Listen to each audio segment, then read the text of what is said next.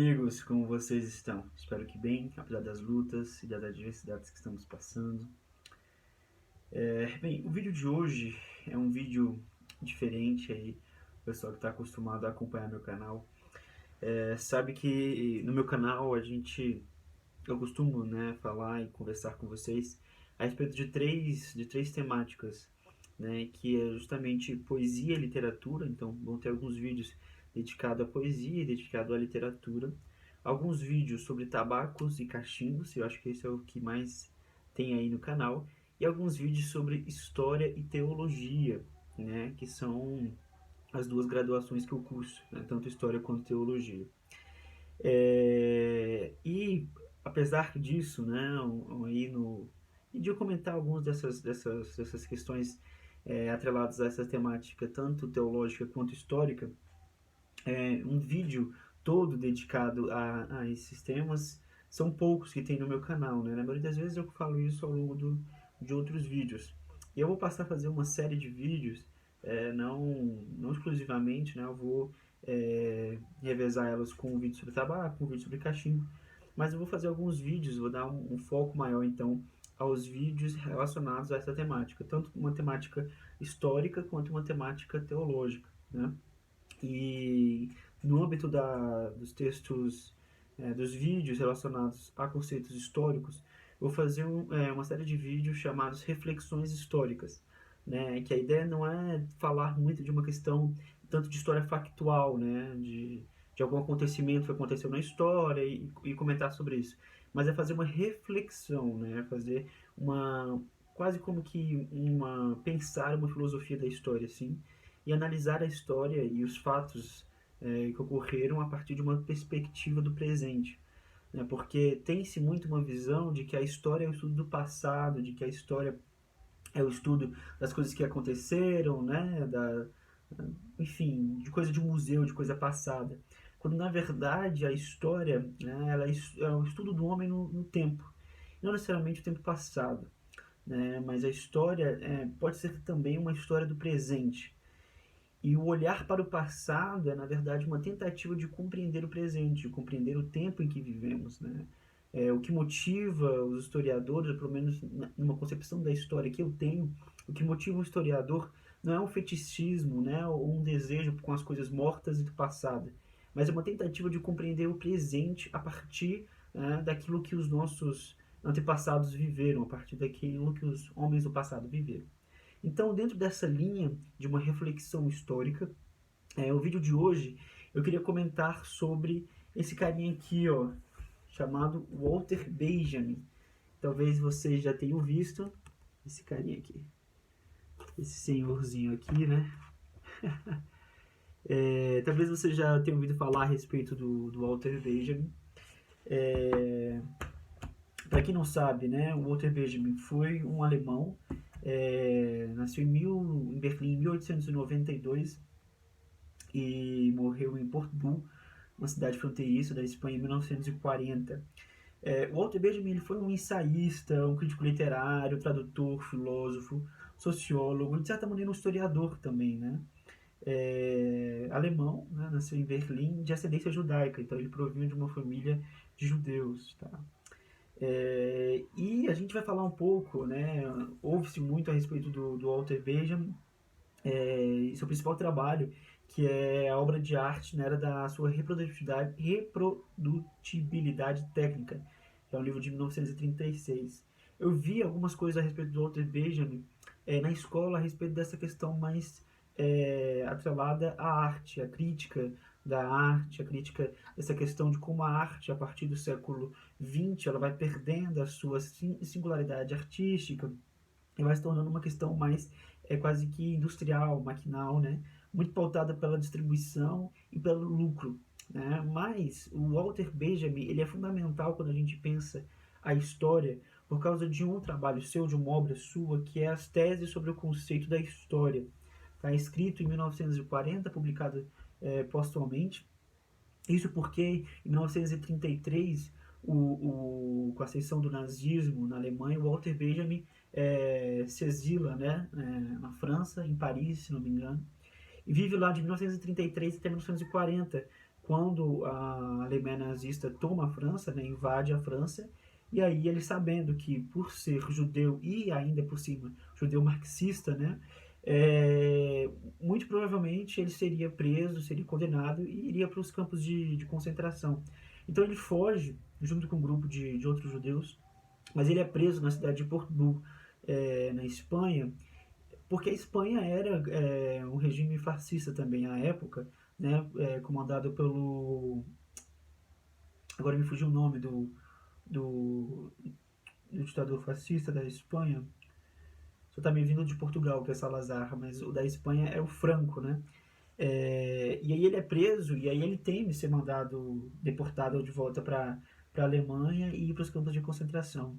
Então ele toma uma decisão, assim, uma decisão desesperada, né, de última hora, e aí ele acaba optando pelo suicídio. Né? Ele toma vários remédios e acaba tendo uma overdose e acaba se suicidando, né? É, mas enfim, o que eu estava falando? Eu estava falando a respeito do seu principal trabalho, que é uma crítica da arte. Mas ele também é muito importante para a história e para quando a gente estuda a história, né? Eu fui ter um acesso, assim, de certa forma, um acesso maior à obra do Walter Benjamin quando eu peguei uma disciplina optativa, né, na UNB, na Universidade de Brasília, que é onde eu curso História, que era justamente uma matéria, uma disciplina exclusiva para pensar a obra, as teses do Walter Benjamin, as teses sobre o conceito de história de 1940. Né? Então, o professor passou um livro, que no caso é esse livro aqui. Na época, a gente até imprimia a apostila, assim, que era o livro que o professor disponibilizou, né? Mas eu já me redimi, eu já comprei o livro, que é esse livro aqui, ó, Meia-Noite na História, Comentário às Teses de Walter Benjamin sobre o Conceito de História, né, do Reis Mate. Então a gente leu esse livro todo, né, ao longo dessa disciplina e discutiu as concepções do Walter Benjamin. E, cara, eu tenho esse momento assim como um divisor de águas, né? Porque a partir desse momento eu tive uma nova compreensão assim do sentido da história e de por que estudar história. E por que eu falo isso, né?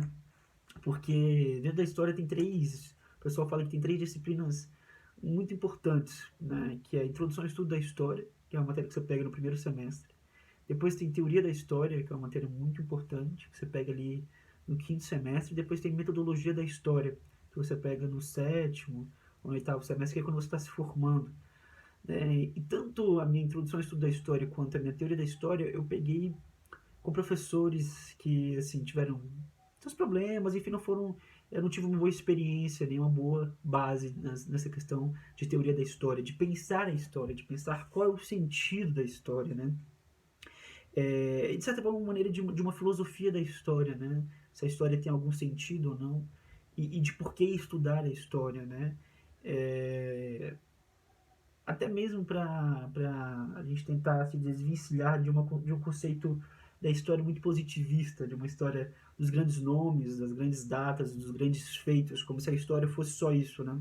Como se a história fosse só um estudo dos grandes nomes, dos grandes feitos, dos grandes acontecimentos, das grandes batalhas, né? E quando eu peguei e eu pude começar a ler o livro, as teses sobre o conceito de história do Walter Benjamin, eu meio que abri os olhos assim para uma nova análise, uma nova perspectiva da história. E aqui eu tô com três opções que talvez, se você não conhece o trabalho do Walter Benjamin, você pode ter. Na verdade, se você nunca leu as teses, tem como você ler elas online, né? Eu vou inclusive disponibilizar aqui um PDF onde você pode ler as teses, todas as teses. Na verdade, são 18 teses e dois apêndices, ou dois fragmentos, quase que como 20 teses, né? E você pode ler. Só que assim, só ler as teses sozinho, eu falo por mim mesmo, assim, você não vai aprender muito e não vai tirar muito dela, porque quando eu fui pegar, inclusive, essa matéria, a pessoa falou, ó, as teses do Walter Benjamin, elas estão disponíveis aí na internet, né, de acesso público, Você pode colocar no Google e ler. Só que se você só ler as teses, dificilmente você vai ter um entendimento do que elas estão falando, porque a escrita do Benjamin, ela é uma escrita quase que poética, assim, ela é uma escrita muito reflexiva. Na verdade, essas teses sobre o conceito de história, né, elas são escritas em um momento muito desesperador para a história da humanidade como um todo, principalmente na história da Europa, né? Então a gente está tendo a ascensão do fascismo, a gente tem um regime fascista na Espanha, a gente tem um regime fascista na Itália, e a gente tem um regime fascista na Alemanha, né? Que é o regime nazista. E que está, na verdade, em plena guerra e está em plena ascensão, em conquista, né? Vamos lembrar que a virada, né?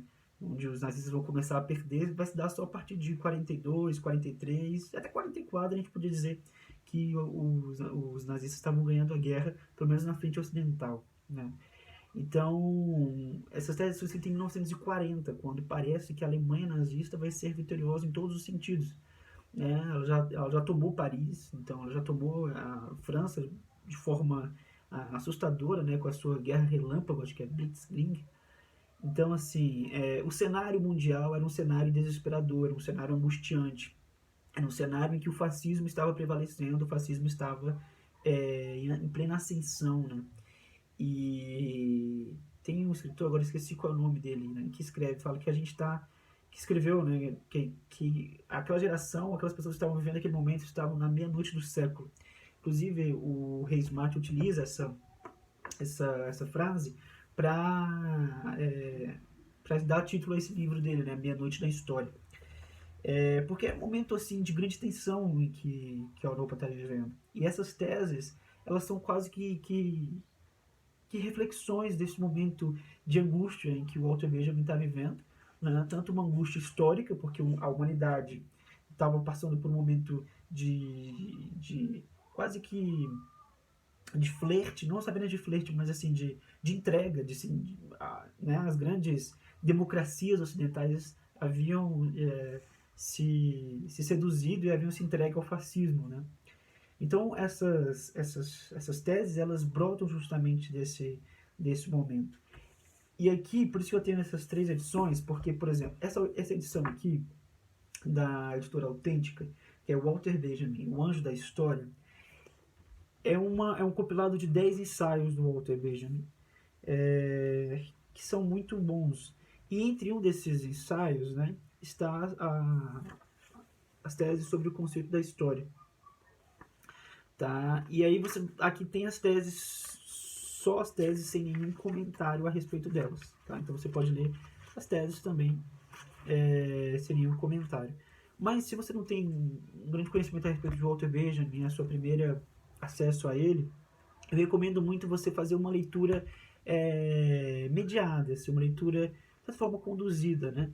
E as 2 opções que eu tenho aqui é do Michel Lovy, né, que é essa aqui, ó, Walter Benjamin, Aviso de Incêndio, uma leitura das teses sobre o conceito da história. E essa aqui, que é uma leitura mais completa, uma leitura mais teórica, mais abrangente, que é os comentários, Meia-Noite na História, comentários, teses de Walter Benjamin sobre o conceito da história. Esse livro aqui, ele é um livro pequeno, de 160 páginas, foi publicado em 2001, tá? Então ele é mais antigo, mas assim, eu recomendo esse livro aqui, porque o Michel Louvi analisa todas as teses, ele faz uma leitura de todas as teses, e ele é quase como uma introdução, assim, ao pensamento do Benjamin, para quem quer ter uma noção uma noção introdutória, mas não uma noção introdutória que não seja pobre, né? Que não só seja uma batida, em resumo. Mas na verdade ele entra dentro das teses, ele discute as teses, mas ele não entra em uma abordagem muito profunda. Esse livro aqui eu já recomendo para quem quer ter uma abordagem mais profunda a respeito das teses, tá? Inclusive porque, deixa eu ver se eu mostro aqui para vocês. Cada tese, ele dá um título para a tese, né? Então você já tem uma perspectiva do que vai ser discutido. Ele tem, por exemplo, a tese 5, né? Então, aí a gente tem a memória como possibilidade de salvação, o ler o passado como se fosse um texto nunca escrito. E aí você aqui, nesse texto, você vai ter tanto a tese em português, quanto a tese em alemão e francês, se você quiser conhecer essas duas línguas, se você quiser comparar as duas, as três traduções. E aí o texto vai se dividir em explicitação, em dois tópicos. Um que é o tópico da explicitação, que ele vai explicar a tese, né, qual o sentido dela. E é muito interessante, porque às vezes você lê a tese e não entende nada, assim. E através dessas leituras você vai abrindo para novas perspectivas, né? E o segundo tópico que é sentido e atualidade, tá? Então esse texto aqui do Reis Mate, ele trabalha de forma mais rica e de forma mais profunda o texto, né, das teses do Walter Benjamin. E esse texto aqui, esse livro aqui, é de 2005, tá? Esse aqui eu recomendo muito, esse livro. Assim como o do Louvi também, tá? Mas são coisas distintas, mas interessantes e que vale a pena dar uma lida. E hoje eu gostaria de falar, então, a respeito de uma tese em específico, que é a tese do Anjo da História, né? Que é a tese 9, né? Que o pessoal acabou batizando, dando o nome de O Anjo da História. Isso porque as teses não têm nome, tá? Elas são numeradas e aí as pessoas foram lendo, foram dando, então, o nome para essas teses. E essa tese, a tese nona, é talvez uma das teses mais conhecidas e mais discutidas a respeito do Walter Benjamin. Porque nessa tese ele discute uma noção que a gente tem, que a história e a historicidade, né? E aqueles que são responsáveis por pensar numa filosofia da história, né? Ou, de certa maneira, qual o sentido da história humana, tendem a se atrelar muito a uma noção de progresso, né? Uma noção de progressismo. E essa tese ela vai discutir justamente isso. Deixa eu dar um gole aqui na água.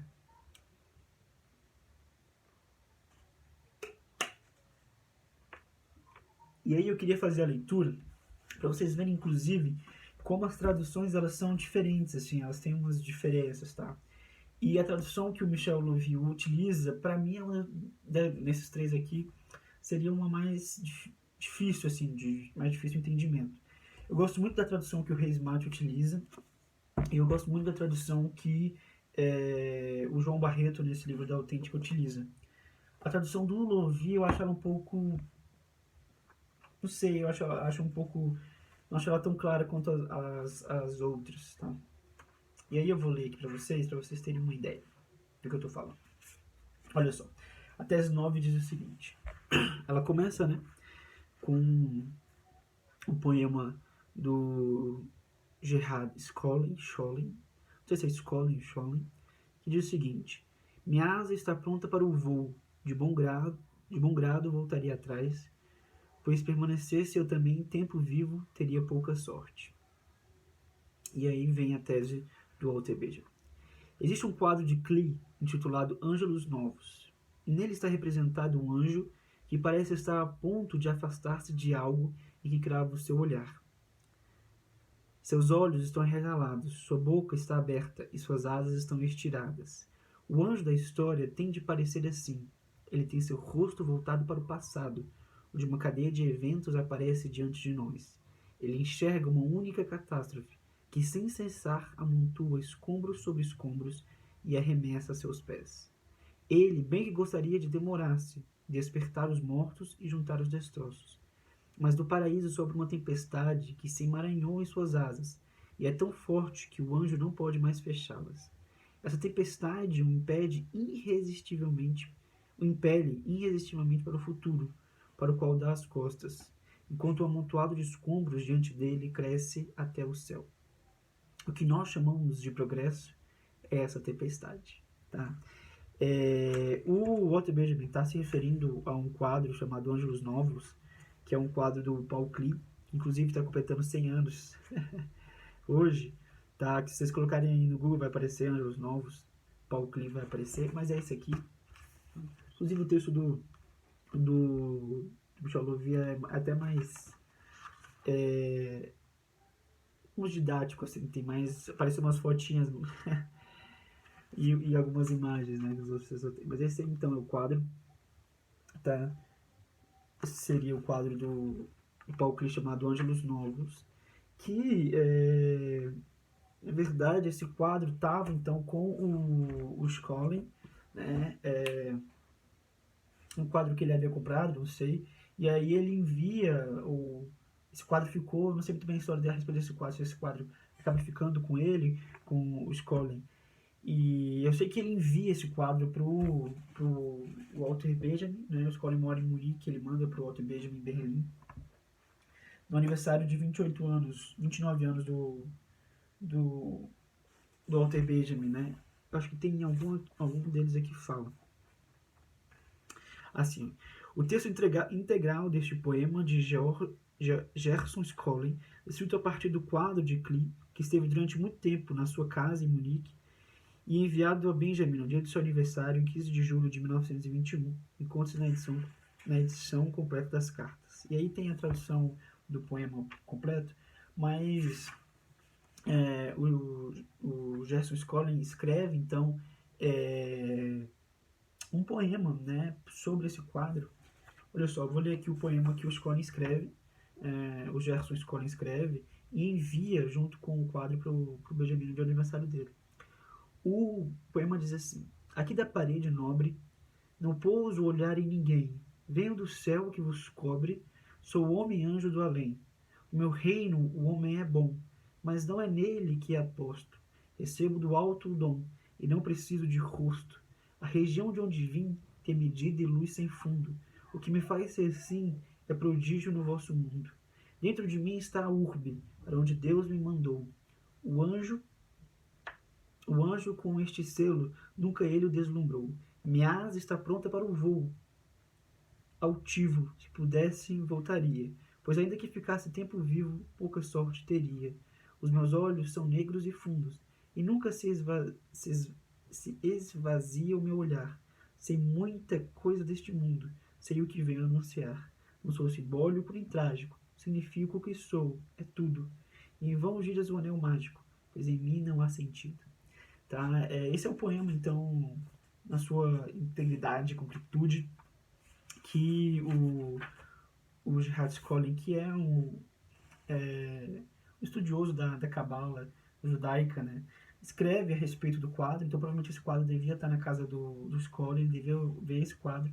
Ele decide fazer um poema ao mandar o quadro pro Benjamin no aniversário dele, em 1921.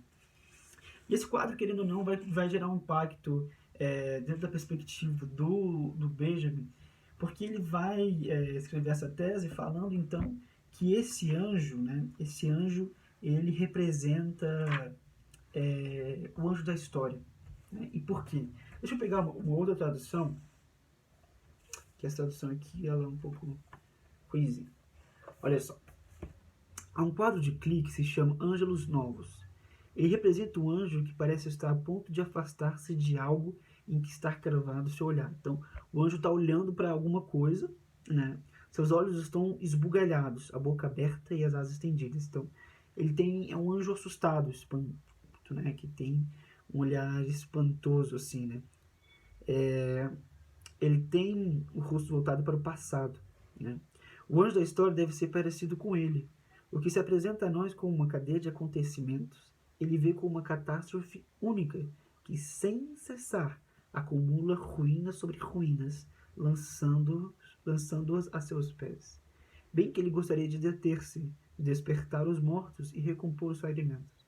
Mas vindo do paraíso, sopra um furacão que revolteia as suas asas, tão forte que o anjo não consegue recolhê-las. O furacão o empurra irresistivelmente rumo ao futuro, o qual dá as costas, enquanto o cúmulo de ruínas cresce até o céu. O que nós chamamos de progresso é este furacão.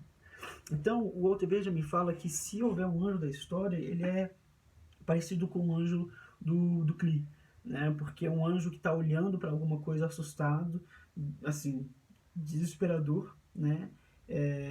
E ele quer, na verdade, ficar ali, né? Ele quer tentar consolar os mortos, ele quer tentar bem que ele gostaria de deter-se, de despertar os mortos e recompor os fragmentos.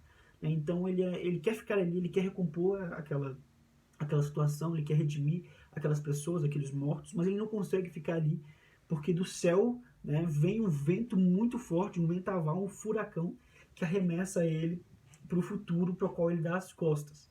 né? Então ele está dando essas costas para o futuro e esse vento empurra ele de tal maneira que conforme ele vai avançando, né, para o futuro, conforme esse vento vai afastando ele, a multidão de mortos e de escombros, né, vai aumentando, de catástrofes e de destruições vão aumentando. E talvez essa tese do Walter Benjamin tenha acabado se tornando a tese mais famosa, a tese mais conhecida dele, justamente porque ela tem um tom quase que profético.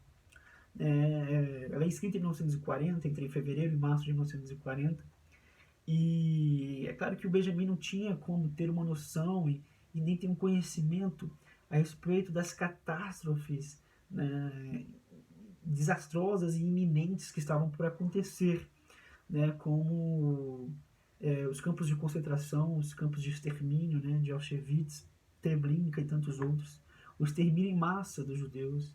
Ele não teria como prever, né, bomba de Hiroshima e Nagasaki. Ele não teria como prever o bombardeio sobre Dresden, né, porque os aliados também cometeram atrocidades. Mas ele tem uma visão tão clara da história e, de certa forma, do sentido da história, dessa fé cega no progresso, que a tese dele parece quase como uma profecia, né? Parece quase como se ele tivesse visto os escombros de Hiroshima, os escombros de Nagasaki, ou se ele tivesse visitado o campo de concentração de Auschwitz. E por que o Walter Benjamin tem uma clareza, talvez, assim, que para mim parece uma clareza perceptível a respeito da história e do seu sentido? Porque o Walter Benjamin entende que justamente isso aqui, o que nós chamamos de progresso é esse furacão. Né? Ele tem um entendimento, e é justamente essa a base das suas teses, que é justamente se contrapor a essa visão, a essa filosofia da história positivista, ou seja, de uma visão pautada em um progresso, e de que a humanidade está rumo ao progresso, de que a humanidade está caminhando a passos longos para o progresso. Né? Então, é meio que isso gera uma justificativa de que as catástrofes do passado, as mortes e as mazelas, né, que acometeram os homens do passado, na verdade eles são justificáveis, porque isso é o preço a se pagar para se chegar ao progresso. Isso é o preço a se pagar para a gente chegar ao auge da civilização moderna e da paz, e, enfim, dessas noções quase que evolucionistas da história, né? De que a história está caminhando para um progresso, está caminhando para um fim último e um fim quase que uma visão de, de paraíso na Terra, né? E o Walter Benjamin ele vem justamente para a tese dele vem justamente para colocar, olha, se na verdade a história tem algum sentido e se na verdade existe alguma filosofia da história, ela deve ser feita a partir das catástrofes, a partir das destruições, né? Porque não existe tal feito como o progresso, ou o progresso não é o salvador, né? Os textos do Walter Benjamin eles são compostos de uma tripé, né, que o Michel Louvi ele coloca que seria é, o romantismo alemão, o messianismo judaico e o marxismo. O Walter Benjamin utiliza-se muito da teologia, inclusive, nos seus escritos, uma teologia judaica, né? E trata bastante a respeito do Messias, dessa questão de uma redenção da história. Mas é preciso entender que para o Walter Benjamin ele tem uma visão materialista da história. Então ele entende que a história se move a partir da produção. Ou seja, não é muito um ideal, um espírito, como Hegel e outros escreveram que move a história, né? Que a história tem um espírito e esse espírito faz os homens daquele tempo. Mas na verdade é uma concepção de que a história se dá por meio dos meios de produção, em que os bens materiais é o que na verdade compõe a história humana e que o motor da história são as lutas de classe. Então, o Walter Benjamin tem essa concepção marxista da história, e essa tese é uma tese basilar até para o pensamento dele, dentro de uma perspectiva marxista, porque essa concepção de progresso não é uma concepção que influencia apenas as concepções mais à direita da história, né, apenas os positivistas, uma visão mais conservadora e conformismo na história. Mas essa concepção de progresso também influencia e também estar presente dentro da esquerda, né? Dentro de uma perspectiva à esquerda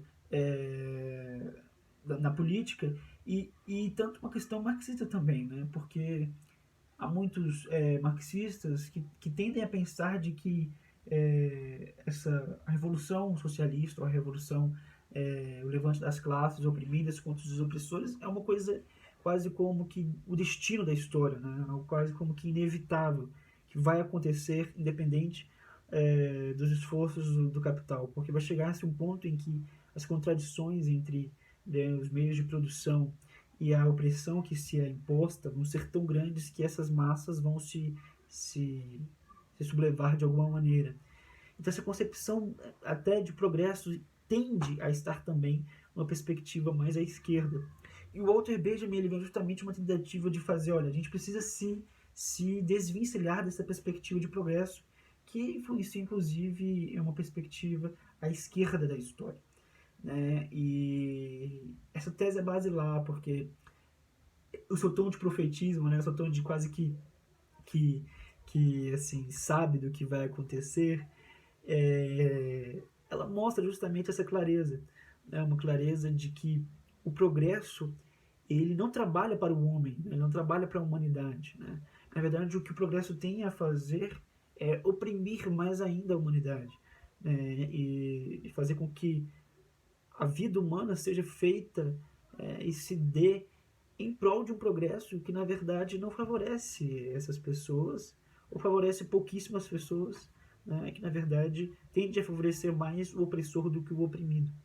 Então, se a gente precisa pensar numa perspectiva materialista da história, a gente realmente quer se colocar como pessoas que pensam a história a partir de uma luta de classes, a gente não pode estar atrelado ao progresso. A gente não pode acreditar que o sentido da história é um sentido que ruma avante a uma civilização em que os oprimidos vão se sublevar contra os opressores de forma